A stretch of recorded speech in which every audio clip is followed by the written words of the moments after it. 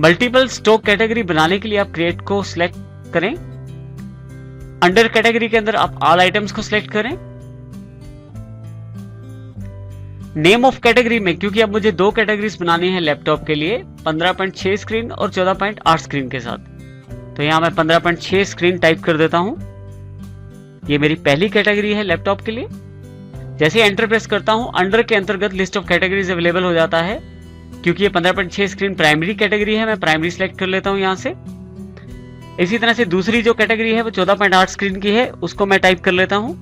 जैसे ही enter press करता हूं, फिर से लिस्ट ऑफ कैटेगरीज के अंतर्गत मैं प्राइमरी सिलेक्ट कर लेता हूं। इस प्रकार आप चाहें तो काफी सारी कैटेगरीज एक साथ बना सकते हैं। मल्टी स्टॉक कैटेगरी का सबसे बड़ा बेनिफिट ही यही है, आप एक साथ काफी सारी कैटेगरी यहां बना सकते हैं। यहां यदि मैं 2 बार एंटर प्रेस करूं तो आपके पास एक्सेप्ट मैसेज आ जाता है। यहां यस करें आप। जैसे ही यस करते हैं, आपके पास मल्टीपल स्टॉक कैटेगरीज के अंतर्गत 2 कैटेगरीज तैयार हैं जो कि लैपटॉप से रिलेटेड हैं। आप यदि इन्हें देखना चाहते हैं तो डिस्प्ले सेलेक्ट करें। यहां आप यदि ध्यान दें तो लिस्ट ऑफ कैटेगरी के अंतर्गत हमारे पास यहां 14.8 और 15.6 स्क्रीन की 2 कैटेगरीज अवेलेबल हैं। जिसको भी मैं देखना चाहता हूं उसको सिलेक्ट कर लेता हूं। तो देखिए यहां पे अंडर कैटेगरी के अंतर्गत मेरे पास 14.8 स्क्रीन अवेलेबल है। यहां एस्केप कर लेता हूं। और यदि आप इनमें कुछ चेंजेस करना चाहते हैं तो अल्टर का सहारा ले सकते हैं मल्टीपल स्टॉक कैटेगरीज के अंतर्गत। यदि आप अल्टर को सिलेक्ट करें यहां से, तो आप किसी भी कैटेगरी को आप चेंज कर सकते हैं, अल्टर कर सकते हैं। यहां मैं ऑल आइटम को सिलेक्ट कर लेता हूं, तो देखिए बिल्कुल वैसे ही स्क्रीन अवेलेबल हो गई है जैसी मल्टी स्टॉक कैटेगरी क्रिएशन में थी। ये अल्ट्रेशन की स्क्रीन है। यदि आप यहां ध्यान दें तो फिर से यहां पे आप यदि चेंजेस करना चाहें तो आप टाइप कर सकते हैं कैटेगरी नाम के अंतर्गत। एंटर प्रेस करके आप लिस्ट ऑफ कैटेगरी में अगर चेंजेस चाहते हैं तो वो भी कर सकते हैं। अभी मुझे यहाँ कोई चेंजेस नहीं करने, तो मैं एंटर प्रेस करके इसे स्क्रीन स्किप कर देता हूँ। यहाँ से मैं आगे चला जाता हूँ और यहाँ से एक्सेप्ट कर देता हूँ।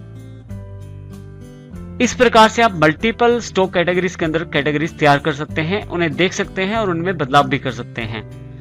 फिर से यहाँ एस्केप प्रेस करता हूँ और आपके पास स्टॉक कैटेगरी स्क्रीन उपलब्ध हो जाती है।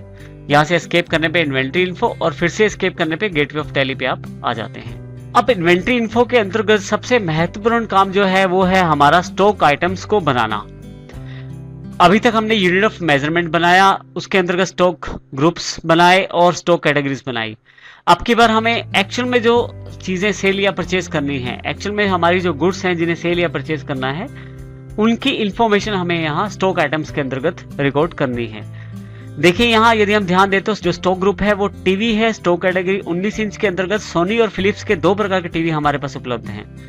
अब इस तरह के एंट्री के लिए हम स्टॉक आइटम्स का प्रयोग करेंगे। यदि आपके सामने गेटवे ऑफ टैली स्क्रीन उपलब्ध है तो यहाँ से इन्वेंट्री इन्फो को चुने और इन्वेंट्री इन्फो के अंतर्गत जो तीसरी ऑप्शन है वो स्टॉक आइटम से रिलेटेड है, आप इसको सिलेक्ट करें। देखिए यहाँ पे आपके पास 2 तरह के ऑप्शन अवेलेबल हैं स्टॉक बनाने के लिए, सिंगल स्टॉक आइटम और मल्टीपल स्टॉक आइटम। इसमें सबसे पहले मैं सिंगल स्टॉक आइटम को समझता हूं। इसके लिए मैं सिंगल स्टॉक आइटम बनाता हूं। क्रिएट को सिलेक्ट करें आप। आपके पास यहां पे स्टॉक आइटम क्रिएशन स्क्रीन उपलब्ध हो जाएगी।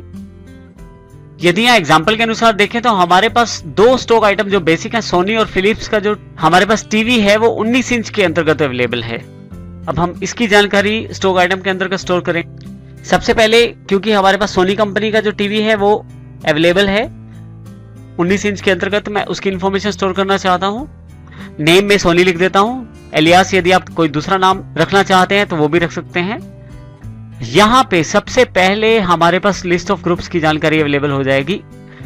मैं किस ग्रुप में इसे प्लेस करना चाहता हूं, क्योंकि सोनी जो है वो एक टीवी का ब्रांड है तो इसको मैं टीवी ग्रुप के अंतर्गत प्लेस करना चाहता हूं। लिस्ट ऑफ ग्रुप में से मैं टीवी को सिलेक्ट कर लेता हूं। जैसे ही आप सिलेक्ट करते हैं कैटेगरी का ऑप्शन सिलेक्ट हो जाता है जिसके अंतर्गत लिस्ट ऑफ कैटेगरीज अवेलेबल है। यहाँ पे अब आपका जो ये टीवी है वो कौन से कैटेगरी से रिलेटेड है, तो हमारा ये जो टीवी है वो 19 इंच कैटेगरी से रिलेटेड है। जैसे ही इसको सिलेक्ट करता हूं मेरे पास यूनिट्स का ऑप्शन सिलेक्ट हो जाता है। यूनिट्स में किस प्रकार से आप इसको मेजर करते हैं, हमारी जो यूनिट्स हैं वो पीसीज में हैं, तो मैं पीसीज को सिलेक्ट कर लेता हूं। अब यदि आप ध्यान दें तो सबसे पहले आपने अंडर सबसे पहले ग्रुप बताया अपने टीवी के लिए, फिर आपने बताया उसके कैटेगरी और फिर बताई यूनिट्स। इसका अर्थ यह है कि आपको पहले ग्रुप यूनिट्स और कैटेगरीज बना के रखनी होती हैं आइटम क्रिएशन से पहले। इसी तरह से नेक्स्ट ऑप्शन आपके पास है, क्या आप स्टेट सेट करना चाहते हैं स्टैंडर्ड रेट्स। इसके लिए मैं यस कर देता हूं। यहाँ पे जैसे यस करता हूं तो स्टैंडर्ड कॉस्ट और स्टैंडर्ड सेलिंग प्राइस मेरे पास अवेलेबल हो जाते हैं।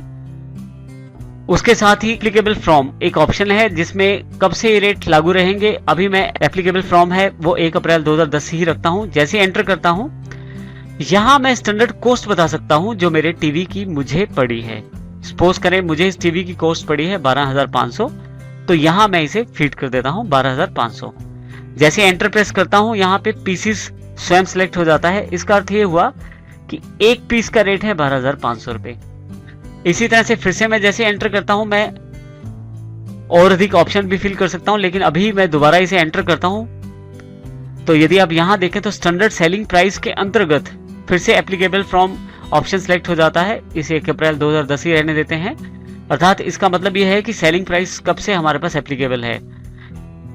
जैसे ही एंटर करता हूं, यहां मैं सेलिंग प्राइस दे सकता हूं। तो 12,500 का जो टीवी है, मैं 15,000 में उसका सेलिंग प्राइस 15,000 रुपए है, तो मैं उसको यहाँ 15,000 रुपए स्टोर कर देता हूँ। पर पीस है तो जैसे एंटर करते हैं तो खुद ही पर पीसीस के ऑप्शन सिलेक्ट हो जाती हैं।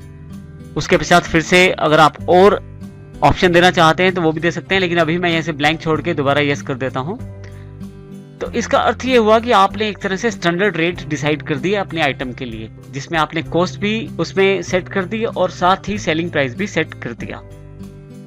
नेक्स्ट आपके पास है टैक्स इन्फॉर्मेशन। अगर किसी प्रकार की कोई रेट ऑफ ड्यूटी इस पे लागू है तो वो भी आपको यहाँ देनी है। टैक्स इन्फॉर्मेशन की जानकारी हम आने वाले चैप्टर्स में लेंगे, अभी मैं इसे ब्लैंक कर देता हूँ। जैसे एंटर करते हैं, आपके पास costing method, market valuation method, काफी सारे ऑप्शन यहाँ अवेलेबल हो जाते हैं, लेकिन मैं अभी किसी भी ऑप्शन को चेंज नहीं करता।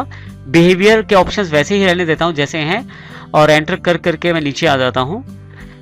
लास्ट में हमारे पास जो ऑप्शन है वो हमारे स्टॉक से रिलेटेड है। हमारे पास कितना ओपनिंग बैलेंस पड़ा है सोनी टीवी का। मैं कहता हूं कि हमारे पास 3 टीवी पड़े हैं। जैसे एंटर प्रेस करता हूं, यहां पे हमारे पास एक स्क्रीन उपलब्ध हो जाती है जो ये जानकारी देती है कि यदि हमारे पास एक से ज्यादा गोडाउन हो तो हम ये भी बता सकते हैं कि वो स्टॉक इस वक्त कहां अवेलेबल है। तो यदि आप यहां देखें तो लिस्ट ऑफ गोडाउन्स में अभी मेन लोकेशन ही है। यदि आप गोडाउन्स क्रिएट कर लेते हैं तो यहाँ पे एक से अधिक गोडाउन्स प्रदर्शित हो जाएंगे, जिसमें आप ये बता सकते हैं कि आपका जो टीवी है आपके कंपनी के कौन से गोडाउन में अभी पड़ा हुआ है। अभी मैं इसे मेन लोकेशन सेट कर देता हूँ। क्वांटिटी 3 पीसेज है, बाय डिफॉल्ट उसने ले लिया है जैसे मैंने पहले बताया था उसे। रेट क्योंकि मैं पहले दे चुका हूँ, यहाँ मैं मुझे दोबारा देने की जरूरत नहीं है। अभी यहाँ पे मैं इसे ब्लैंक छोड़ देता हूँ और यहाँ से इसे यस कर देता हूँ। इस प्रकार से मैंने स्टॉक आइटम क्रिएट की है पहली। इसी तरह से हमारे पास जो दूसरी कंपनी है टीवी की वो है फिलिप्स के रूप में। मैं यहां से एंटर करता हूं, फिर से ऑप्शन लगभग हमारे पास सेम आएंगे दोबारा। अंडर कैटेगरी के अंतर्गत लिस्ट ऑफ ग्रुप्स का चुनाव कर लेता हूं। फिलिप्स जो है टीवी है तो मैं यहाँ टीवी सिलेक्ट कर लेता हूं। फिर से नेक्स्ट कैटेगरी जो 19 इंच है वो सिलेक्ट कर लेता हूं। पीसीज अवेलेबल है, स्टैंडर्ड रेट इसका भी सेट कर लेता हूं यहां से मैं। एप्लीकेबल फ्रॉम रेट जो मैं देना चाहता हूं यहां से, और इसकी स्टैंडर्ड सेलिंग प्राइस क्या है वो भी मैं यहां एंटर प्रेस करके दे देता हूं। और फिर से अगर आपके पास टैक्स इन्फॉर्मेशन अवेलेबल है तो वो दे सकते हैं। अभी मैं इसे ब्लैंक छोड़ देता हूं और बाकी ऑप्शन भी वैसे ही जैसे मैंने सोनी के टाइम पे किए थे बिल्कुल वैसे ही ऑप्शन में यहां से दोबारा चुन लेता हूं। और यहां क्वांटिटी मैं बता सकता हूं ओपनिंग बैलेंस में मेरे पास ये 4 टीवी अवेलेबल हैं और बाकी सब चीजें मैं बाकी सब सेटिंग्स में बाय डिफॉल्ट जैसी सेटिंग्स है वैसी ले लेता हूं और यहां से एक्सेप्ट कर लेता हूं, यस कर